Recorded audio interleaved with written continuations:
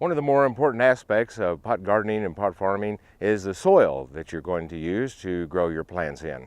Some plants are very sensitive about the types of soils that they want to be in. Some like a low pH, some like a high pH. So we are going to cover that a little bit later as we get into more plant-specific potting.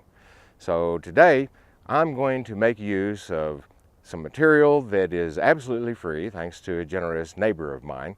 He has got a compost pile over here that is largely made of some of the native sandy soil that is found in this area. Plus it's got some horse manure and cow manure in there. I am also going to travel right across the way over there. We have a national champion calf roper that lives in Miami, and he's got plenty of fresh supplies. But today I need to kind of bulk things up a little bit, and I'm going to mix a few materials together and kind of give you a talk through of what's going to go into this mix. Got to start somewhere. Now I have bought some commercial potting mix at the local Wally World store located about 25 miles away, and I'll bring that up in a future video. And there's nothing wrong with going out and buying stuff if you're willing to pay for it, all right? Okay, so let's get started on this pile. First of all, there's quite a few weeds in here, and more than likely when this stuff gets wet, we're going to have more weeds coming up in this soil. There are ways that this soil can be treated in a process called solarization that will actually kill out all of the dormant seeds and won't have to deal with it too much. Otherwise, it's not too much trouble just to take your thumb and finger and just pull those little boogers right out of there. Now there's some dried leaves, that kind of stuff in there. That's no big deal. And guess what? Found this container. It does have a little bit of a crack in it right there. No big deal. We can use that handy container. All right, let's get our shovel going here. A little bit of elbow grease. I'm gonna knock off some of this manure here that hasn't really broken down yet.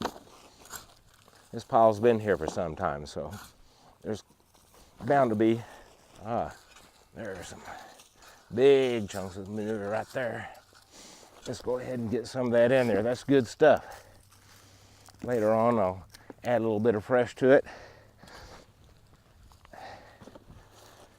I'll go over there and gather some up. Flies aren't too bad this time of year, so it's a good time to get some fresh stuff. Besides, we need some live bacteria to start help breaking some of this stuff down.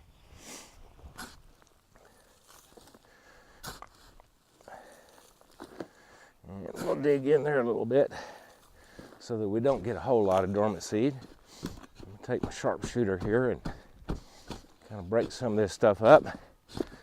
Now later on, we're going to be sifting this, so you'll wind up with a real fine mix. All right. Yeah, that's pretty good for starters because I'm going to mix some other stuff in there. Right over here, I've got an old pot that has some potting soil that is in there, and there's nothing wrong with reusing that as long as there have been no plants in there that have any kind of diseases. And there's a way that you can treat some of that just by putting it into a bucket and heating it up in the oven, killing off any pathogens that might be in there. However, fungi, some types of fungi, are pretty hard to kill with heat. So you need to be kind of careful about what potting soil that you reuse, but it is doable. Also, my neighbor here has a wood burning stove, so we're going to add some ashes to it. It's got a little bit of charcoal, nothing wrong with that. I'm going to take a little garden claw here, kind of mix this up a little bit, mix it in. Now these ashes will contain some minerals and some elements that came out of the wood that was burnt in the stove. And in some cases, he burns fence posts, so we might get a little iron in there. There's one right there, little nail. Excuse me. No harm in putting a little bit of iron in there. Sometimes I have purposely put nails in a pot just so it will get some extra iron. But you really want to do some research on the plants that you're growing so that they have the best nutrients and minerals for that particular type of plant.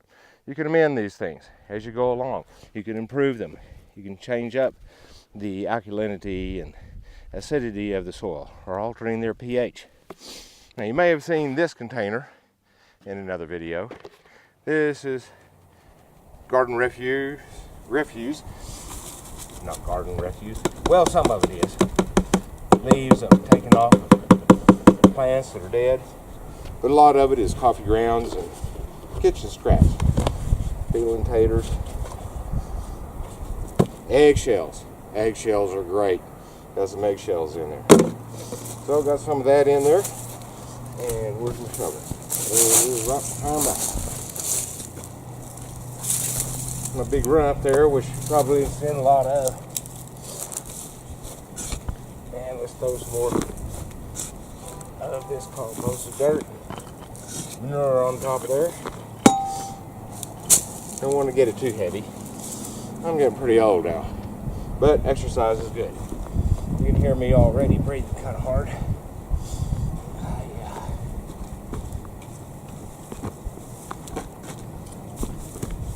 Get that kind of mixed up in there.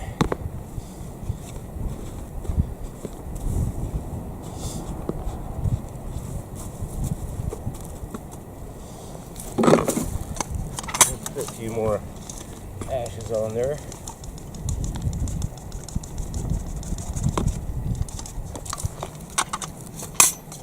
Ooh, some barbed wire. This is ranching country.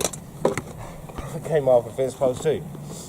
What's interesting about those fence posts is that a lot of them are being replaced by metal fence posts now. And they some of them were damaged in a wildfire that came through here several years ago. Now those posts are largely made of the native junipers and cedar trees that grow in this area. And I understand that a lot of those fence posts are well over 100 years old. Maybe even 125 years old. That's amazing that they would last that long in the ground. But this is semi-dry country or semi-arid country. So a hardwood like that can potentially last for quite some time. It's sad that they're being replaced by metal posts, but there's just not that many trees left around anymore since the original trees have largely disappeared. All right, top that off. Kind of mix that around a little bit. There's going to be some more mixing going on a little bit later and sifting. And then we'll test this soil, see what kind of pH it has, and look at it for various other qualities. Might even mix some commercial soil mix in there. So thank you very much for joining me, and don't be afraid to make your own soil.